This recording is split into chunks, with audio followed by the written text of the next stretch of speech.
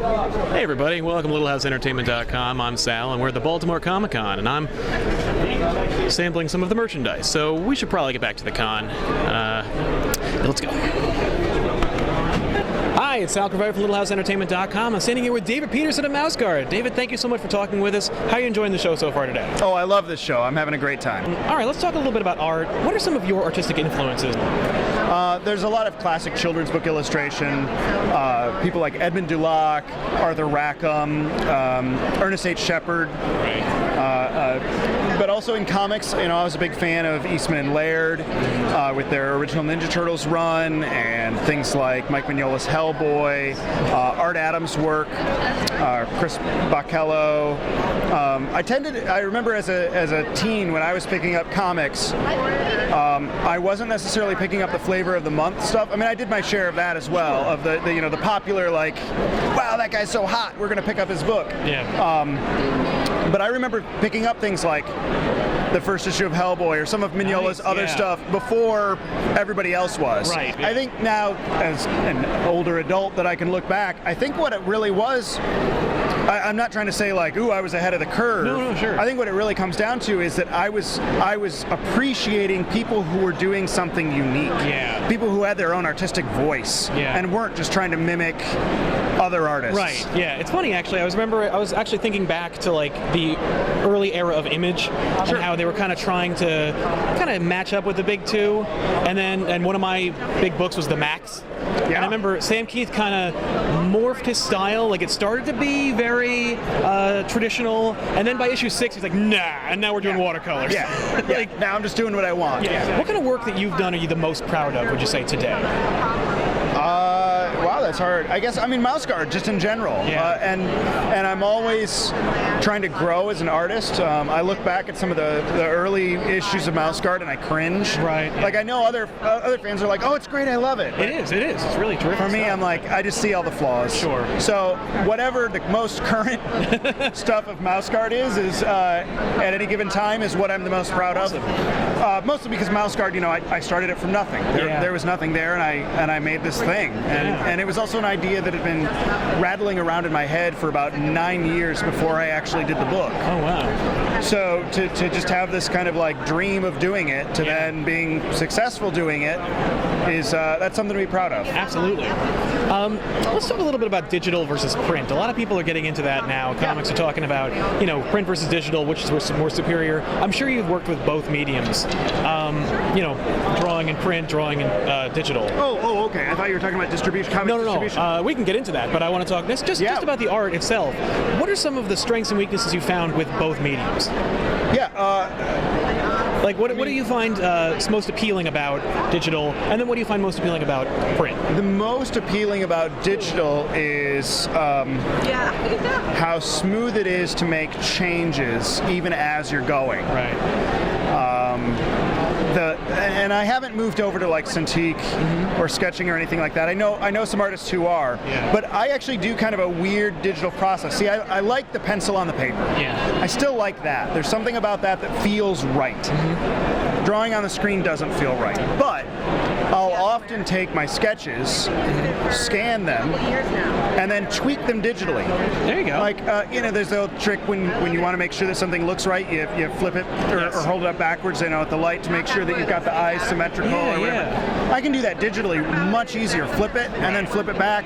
I can lasso around it. Like if I've got an eye a little high and I didn't realize it, I can move it back. I can enlarge stuff. I can shrink stuff. There are lots of times while even on my sketch, I'll have drawn a character and realize, oh, I hate that hand. And instead of bothering to erase it, or even trying to mesh it back up or whatever, just over here, I'll just draw another, I mean, it's just floating on the paper. Here's a hand, or I've drawn replacement heads that way, or whatever. Just go like, or sometimes I'm not sure, and I'll draw a couple of different hand options, and then when I scan it all, I can go, no, not that one.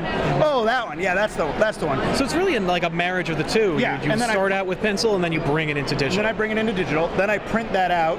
and ink traditionally. Oh, cool. Okay, I did not know that. That's and then I scan that and color digitally. So it really is. Yeah, it really I'm is straddling that fence. Absolutely. Okay, cool. Now, what about digital distribution? What's your take on it? Any preferences? Yeah, I mean, I think it's definitely the future when it comes to individual issues. I think the role of the comic shop is going to change. The comic shop used to be just the one place that would have all these unique, weird, esoteric individual issues that you couldn't get anywhere else. I think that's going to change, and it's going to be more about your comic shop being more like a geek culture shop rather than a comic shop. Okay. More like appealing to everything that you would see about geek culture, you know, and they're already very much that way. But they're going to become less about the issues because issues were everybody complains about comics. Oh, they used to cost a dime. Yeah. They used to cost a dime, and now there's so much money. $4. Yeah. And part of that is printing, and part of that is distribution, and part of that is being able to keep a brick and mortar. I mean, you know, the retailer has to get their cut too, exactly. and keep a brick and mortar store Distributor, going. retailer, everybody. So, as a comics industry, if the point of getting a monthly or an individual issue out, serializing a series, the point of that is to get the reader hooked and keep them going and allow them to try new things sporadically. Yeah. Jump in the middle, try something, decide that they don't like it, move to something else. Digital is going to be the easiest, best way for that to happen for everybody, for the publisher, for the creator, and for the end user.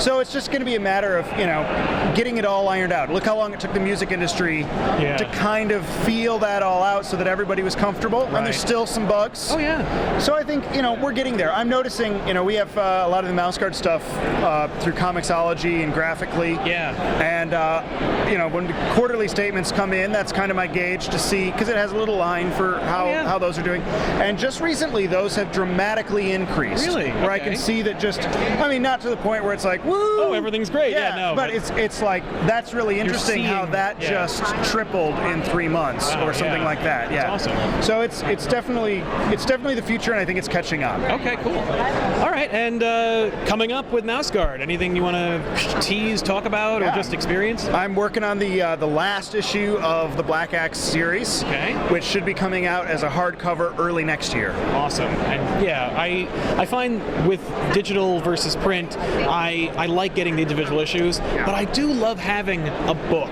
that I can put on my shelf, I can enjoy it, I can take whenever I want to. For sure. I spend all the time talking about digital and didn't talk about print at all. Oh, no. But with print, I'm a firm believer in that people like things. Yes.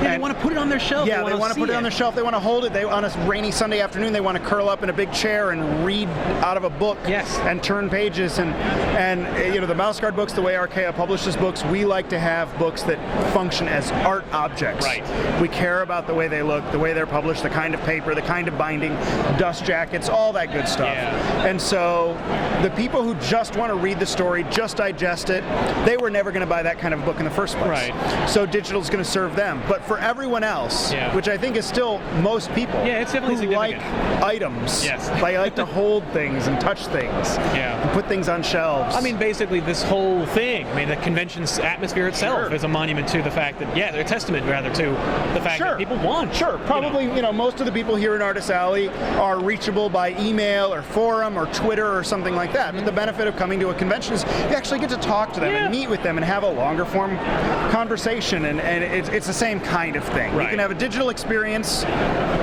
where you get the bare bones of what you need, or you can enrich your experience with physical contact and merchandise. Right. All right, cool. And yes, the Black Axe is coming out early next year. Early next year. Awesome. So pick that up.